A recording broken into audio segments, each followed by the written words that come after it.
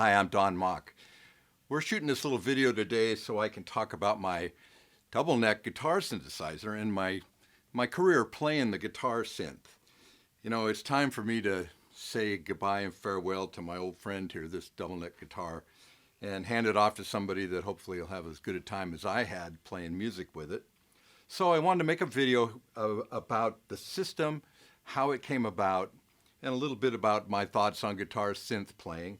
And so there'll be some technical details here because I want this to go to the new owner of the guitar so they know how the heck to work it. Let's start with the unit here behind me, and I'll go over all the features so you know what's going on. Well, first off, you might be familiar with this. This is the Ampeg Patch 2000 pedal. This is the spare one that you're going to get. I don't think I've even used this. I just had it as a backup all these years, and what this case is behind it is nothing more than one of these pedals and two Oberheim modules. I built this myself back in 1979. I remember making it, made some plywood and some Tolex covering and aluminum cover, and just simply took the electronics out of the pedal, the Ampeg pedal, and mounted them on the plywood on the floor and duplicated the output, so you can see it's pretty much the same plugs right here, although I put the glide as a knob instead of a pedal because I didn't really think the glide was anything special. It's kind of a cheap synth trick to me, so I just made it. I hardly ever used it. Here's the inputs.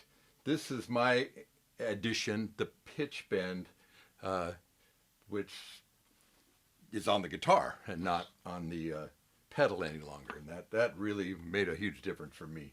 That made this whole system make sense, having the pitch bend lever here, and it's just a stereo plug. And we'll get to this one in a minute, but don't unplug this one while the power's on, whatever you do. There's the fifth switch, the same thing that's here. The plugs on the top are the same ones that are on the stock Oberheim modules. I just duplicated them. And I think the wires that run from the Patch 2000 actually attach to the wires that they need to on the inside. So I think you could still trigger the Oberheim modules from the outside through those plugs, although I don't remember ever trying that. Now, here's the cool thing about this unit. I have never opened it. I've never had anything go wrong since 1979 when I put these screws in. I remember my house in North Hollywood, and when I put that together, I put the little sticker from Oberheim on there and sealed it up and turned it on. It worked perfect, and I've never ever had anything fixed, never had any issue whatsoever. On the back you'll see is a single power cord, and the on off switch is from one of the modules. That is it.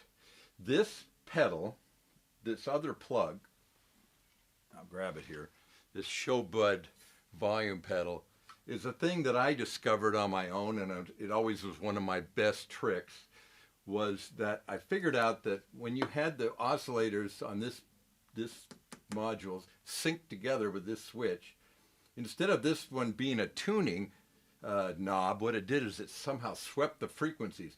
I remember sitting there playing this years ago, well, right at the beginning, and turning that knob and going, God, that's the sound. That is the Jan Hammer cool sound that I wanted to have. But I didn't want to reach over here and turn the knob while I was playing, so I thought, why don't I put that the pot that's in here in a pedal so I could just rock it. So I took this module and headed off to, I think they're in Santa Monica, California, and to Oberheim, and I walked in and I said, could you guys hook up a pedal to that pot? And they said, yeah, we could do that. So they wired in a 1/4 inch, it's a stereo 3-pin plug, and said just run a cord to any volume pedal, and I think they gave me the pot too, but they warned me to never unplug the plug with power on. I think I might have even told you that. So I have never ever even unplugged this in 35 years. And the pedal still works really good. You're even getting the vintage Don Mock special rubber band that holds the pedal kind of at neutral on its by itself. Because if I let go of it and the pedal drops, the weight of the pedal will go to full a really bright, trebly, nasally sound. The cool tone is rocked back about in here.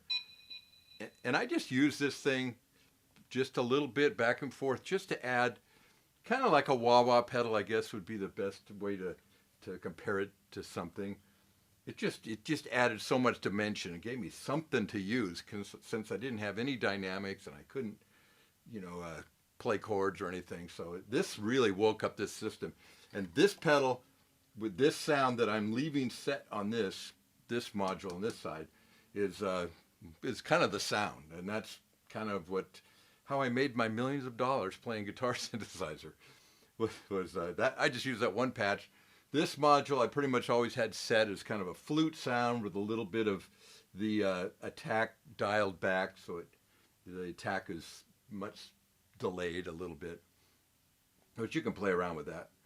It's amazing that we had all this amazing gear back then, and I used 2 sounds, and that was it. I never even touched this module, except occasionally at different venues when things sounded too bright or too dark. I could adjust this frequency, I think it's called frequency, and the resonance a little bit, just to dial in the tone.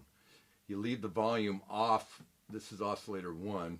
You leave that off, and then you crank this one, and that's the sound. That pretty much does it for the unit. Oh, by the way, this plug here, I think I duplicated what is on the pedal over here called amp, and that was another failure on the part of Ampeg, thinking that guitar players needed to have the audio from the guitar, the Hagstrom Sweet guitar, go to the pedal unit, so then you could go out with the sound right off your guitar pickups to an amplifier. And Roland continues to do that, and I don't understand why, because you don't really want your guitar sound being carried through one of these really tiny DIN wire cables, one of these little MIDI type plugs, because you lose so much quality of sound. So I've always lived with 2, 3, 4 cables coming off the guitar. I just strap them together with these little strap lock cable ties. Works fine. By the way, the cable, this is my original cable. I've never had it go bad, and you're getting that. But I figured out several years ago that a MIDI cable can also work. This has 7 pins, but a 5-pin MIDI cable works just fine too. So you won't have any trouble getting another cord. And the reason I think the 5-pin, that's probably all they needed. They may only needed 2 or 3 pins to carry the Patch 2000 brains from the guitar to the pedal unit. And I think they added extra pins. They used more pins so they could do the audio. But I never use the audio. But if you're determined to, I think that's what this is. But I've never plugged into it, never touched it. And I can't remember really what the gate and trigger, what that all did. I remember that I didn't have to use all of them. I remember that you only had to use a couple. Now, maybe you've run into that also.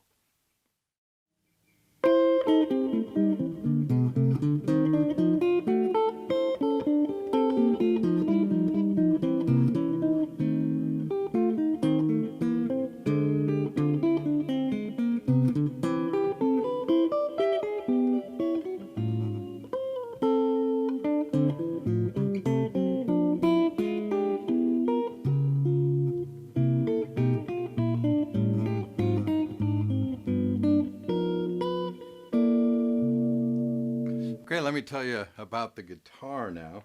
So you might know the story of how this came about. Was the Ampeg people came and visited me at GIT in the, I think, first year, 1977, and said, we have this new product and we'd like you to maybe be an endorsee and represent us. It's called a Patch 2000, and they pulled out this contraption. It was a Hagstrom Sweet guitar, which was actually a very cool guitar. They were pretty popular at the time in the late 70s. And the pedal unit and a sound module of some sort. And they handed this thing to me, and I had experience a little bit with guitar synthesizers. I had a 360 Systems, a slave driver. It was one of the first systems you could get, and I got it when I was still back in Seattle. Howard Roberts put me in touch with Bob Easton, who had that company, and they were starting to make systems for McLaughlin and different players. And I bought the slave driver unit which came with one of these modules, one of the Oberheim modules. And I had the little pickup on my Les Paul. And that was the rough beginnings of the pitch to voltage style guitar synths.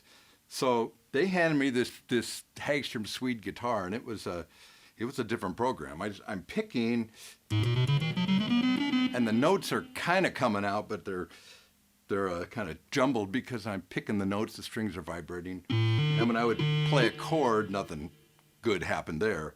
But when I stopped using my right hand,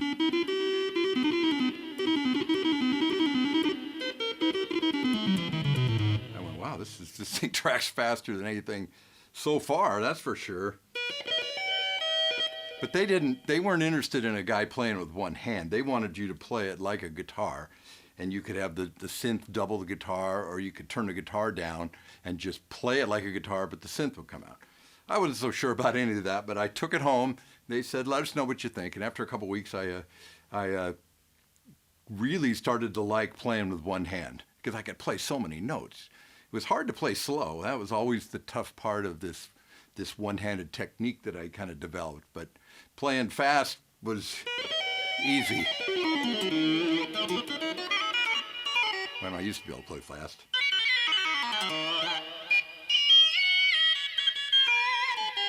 So I worked on it, and I tried using the pedal and using the pitch bend, and that made no sense. I had no control with my foot. You know, pitch bending and vibrato is a pretty subtle, detailed, technique that guitar players can do. And I put the pedal on a table one time, and I'm playing the guitar and reaching out, bending the notes with my hand on the foot pedal. And I go, wow, I can do this so much better here. But I could just see me on stage with a foot pedal up on a stool, me trying to play. That wasn't going to work. So I said, I need to put it on the guitar. I need like a knob, like a pitch bend knob, or better yet, a pitch bend lever like this one. So I mounted this very lever. I went to Radio Shack and bought a little, more of an arm lever, not a knob.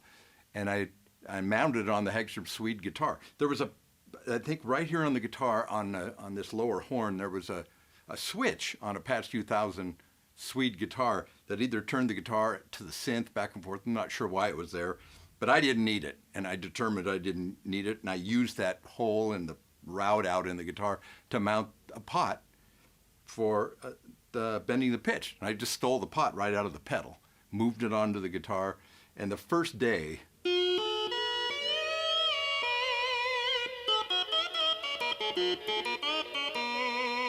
I could do vibrato, I could do really subtle little bends, and I thought that was the coolest thing in the world.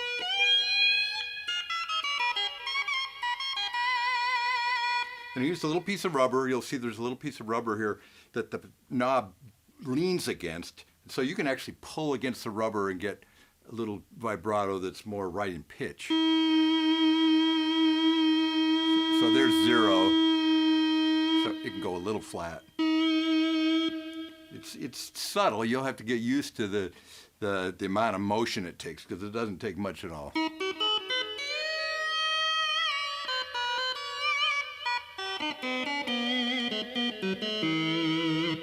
I notice now that, I haven't played this thing for 20 years, that I'm kind of reverting back to doing techniques a guitar player plays. And that was the hard thing to get over for me, is guitar players, to play my heroes from B.B. King to Wes Montgomery and everybody in between, to play like that, you mute with your left hand. You're covering all the strings.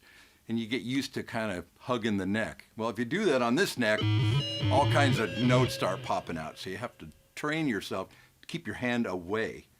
And if you can do that, then and kind of come down clean on each note, and that's why I wanted a wider fingerboard, to have lots of room for error.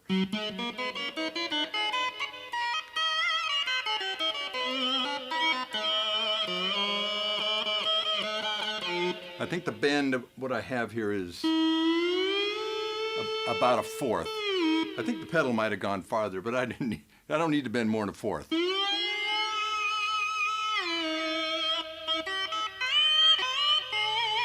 I just need to bend like a good guitar player could bend with light strings. All right. So let me tell you about the guitar. The idea came up to build a double neck so I could play regular guitar and I could build a special fingerboard for that technique. That became obvious after playing the Hagstrom Swede guitar. Because at the end of that period, I ended up muting the strings putting felt on all the strings to deaden them so they wouldn't ring, and played the Hagstrom guitar like that. But I couldn't, play regular guitar, so I'd have to switch guitars in the middle of a song. So the idea came to find a luthier, a builder that could build a double neck guitar, have a special fingerboard on top, and a regular guitar fingerboard on the bottom. Just a Gibson type scale and a Gibson feeling guitar, 2 humbucking pickups. And at the NAMM show in 1979, I met Lane Moller, who was a guitar builder. He had a booth. He had some name players kind of hanging around. He seemed like he was kind of one of the guys at the time that was building these kind of woody looking guitars with little decorative inlay, and it was kind of cool. And I went and talked to him and I said, well, Lane, what do you think about building a double neck guitar? Oh yeah, I'd love to. 12 string, 6, no problem. I said, no, this is going to be a guitar synthesizer with one neck being a regular guitar and the upper neck being a special wired fingerboard. You go, wired fingerboard? What are you talking about? I said, the way the Patch 2000 works is that there's wires running under the fingerboard. They're attached to every fret. I don't even think they're attached. They're actually, the wires just pulled up through a hole in the groove cut for the fret and then laid down, kind of frayed. Then you pound the fret down on top of it, makes a good solid connection. And each string is isolated. They're not on a metal bridge. You got to use some plastic or wood or something in the bridge. I explained it to him. Then I think he came to my house and I showed him the Patch 2000. And then he went, oh, I get it. I see what you want. And I said, I think I'd like the guitar to be a V-neck, kind of like this. So this neck would be more vertical. I felt like I'd play better with my left hand if I could have it more vertical. But I didn't want the guitar neck to be that way. So we put this slight V in it. And I also said, why don't you see if you can lay the neck back, so the upper neck back. So the synth neck is actually on a different plane. You'll see that it's tilted back about an inch, and that was intentional. Because you can see the bottom neck a lot better. This neck's not in the way. So he nailed all that. And Lane did a fabulous job. He was in Chico, California, so I would go from North Hollywood, clear up there north of Sacramento to visit him over the year of 1979 while he built this guitar. And we'd try out different things and work on neck sizes, and my job was to come up with a fingerboard scale here. This is a regular 24.5 inch, 24 3/4 inch scale, similar to a Gibson. But this scale length, I wanted something that the frets weren't so far apart down at the bottom, but weren't as close together down at the top. So I just kind of made up a scale because they don't have to be in tune. The frets have no bearing. They could all be 1/8 of an inch apart, they could be an inch apart. Didn't matter. And so I worked really hard on this to get these measurements, what I thought would work. And I made a little 2x4 and some lines on a 2x4 and was imagining what this would feel like. And I came up with a scale that's basically about like a Gibson Birdland 23-inch scale guitar down here between the first and second frets. No open strings, by the way, that's just dead.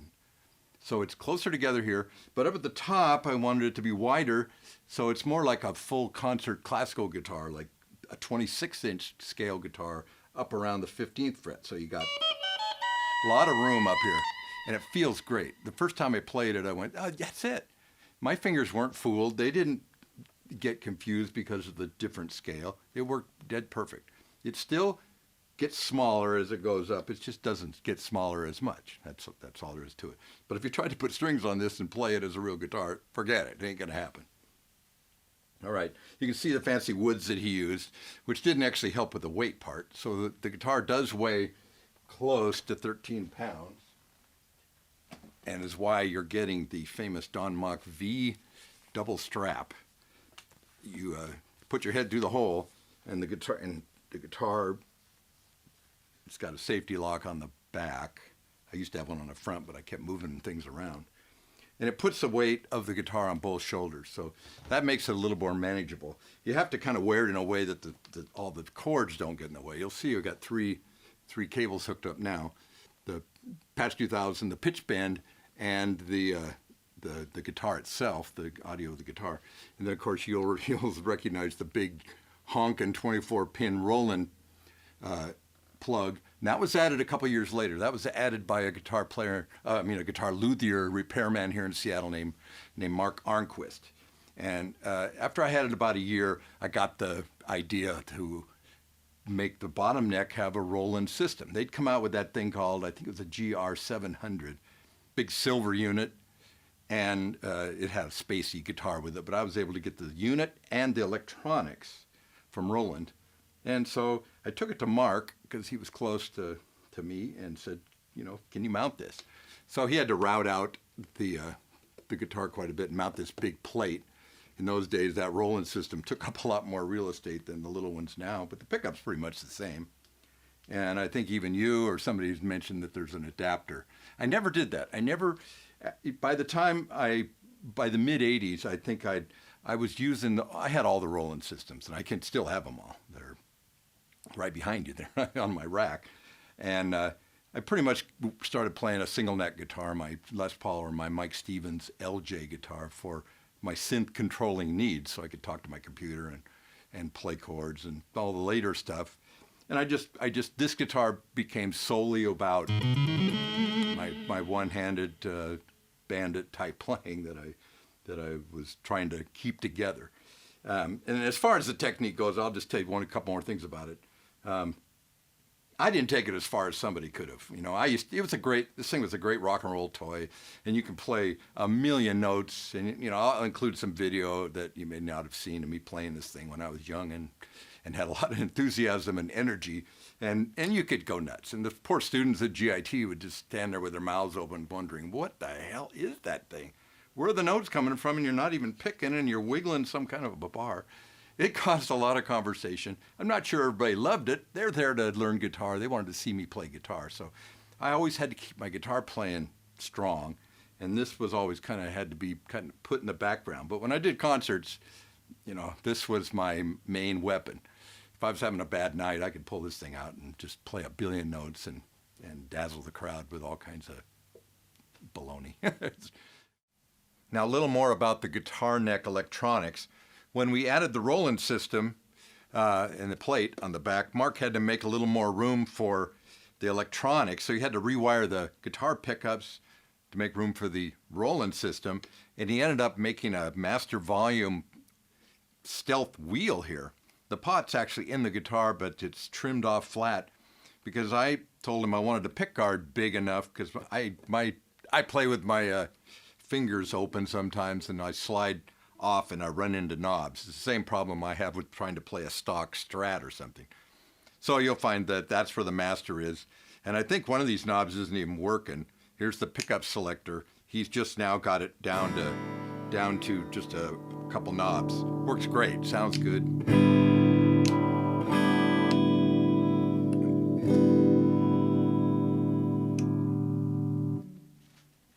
Oh, and I wanted to show you one last thing. This is the circuit board was out of my spare Patch 2000 Hagstrom guitar, and you'll be getting this packed away in the case. And I bought basically a brand new rig that a student of ours had thought they wanted to do something like this, and this didn't follow through, and they sold me the guitar and the pedal, and I may have done it myself. Removed this circuit board, cut the wires, and I've always had a spare, but I've never needed it. So maybe you'll be able to throw this in your new double neck guitar that you may take this beyond what I ever did. In fact, just let me fantasize a minute about what could have been. The questions people always ask, number one, Don, did you ever want it to be polyphonic? And I thought, well, of course, we'd all love to be able to play chords. The problem, I think, would have always been bumping strings and trying to get chords to ring all at one time in a hammering technique. I don't know how it would have gone. I'd be curious to try it and see what it would feel like. But I wasn't really thrilled looking for that to happen. But the dynamics part would have been cool. I don't know how they would ever do dynamics in a direct drive hardwired machine like this, where the string just makes electrical contact. I suppose there's all kinds of accelerometers like they put in football helmets. There's probably sensors that could determine how hard you're hammering. Problem for me is I don't think I would have had that much that control of feel of dynamics in my left hand that I have in my picking hand. So I'm not sure I would have been good at that either. So those what ifs, I'm happy with the way it turned out. I didn't do the MIDI conversion, and that's probably will be a regret, because that probably would have been pretty simple. Could have happened during the 80s, and I could have had access to the millions of wonderful sounds out there. I have sounds in my computer that are insane, just beautiful flutes and trumpets and trombones and pianos and organs and you name it, that would have been pretty fun to trigger from this unit, but never got that far, and maybe you'll be able to do that, and that would be cool. As far as the right-hand technique goes, this is what I wish I would have been a better businessman. This is my fantasy business plan that I did not follow through on.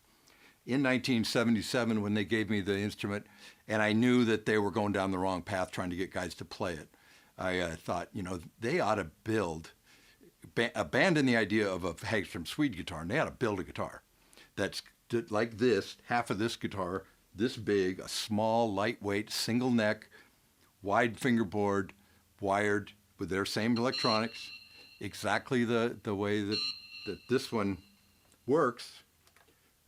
And they could have put the pitch bend on the guitar, they could have put the glide, and some other functions that they may not have thought of. One thing that I thought would be really cool is to be able to swap the strings, to be able to invert the strings. Flip a switch that would actually make the high E string the low E string, the low E string the high E string. Just reverse the tuning completely. You become Albert King, for example. And that wasn't that far-fetched an idea, because Pat Martino was playing a guitar that had upside-down strings on it. And I played a left-handed friend of ours that taught at GIT. He had a guitar, and I used to pick it up and play it normal, but it was a left-handed with the strings upside down for me. And the lines and ideas I was able to create was amazing. And if I'd been able to flick a switch and suddenly had the strings invert, that'd been pretty cool. Or different tunings. You could have done lots of things, because it would have been simple. It's just wires for them. There was no technology required. They could have even made a switching system to reverse the frets. They could have changed the tuning of the frets. They could have made every fret a whole step apart, minor third apart. They could have made the low fret the high fret. Now imagine playing where this note down here is this note up here, and the other way around. And so when you play down, the notes go up. The lines, the melodies, the shapes, the sounds you could create with inverted strings, inverted frets. It's all things that I thought about, but never really explored. And another idea would have been to make a guitar with two necks, but two synthesizer necks.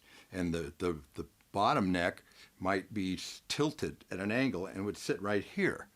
And Jennifer Batten, for example, could have just operated that lower neck, and it could have been two Patch 2000 systems.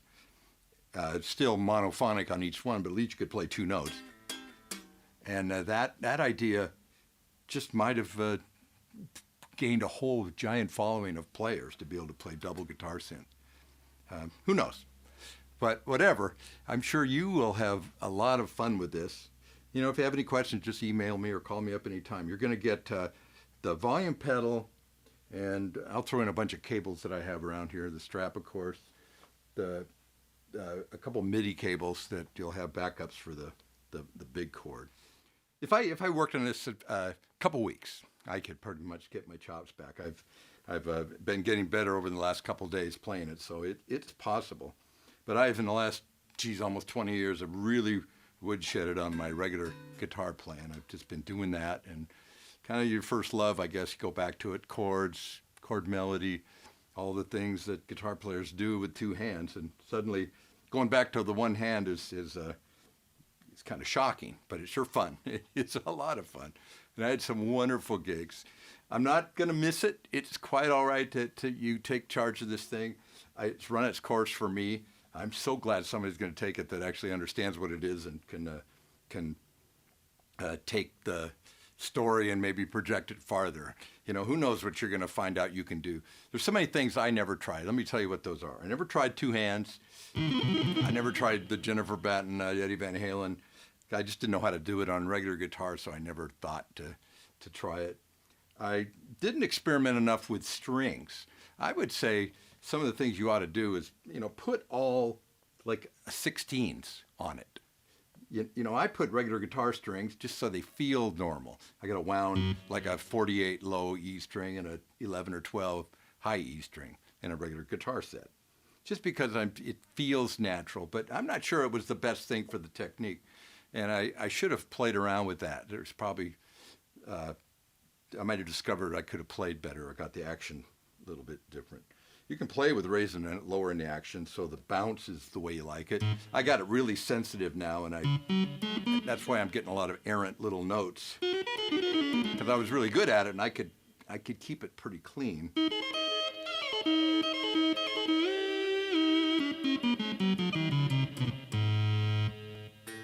This is not really in tune, is it?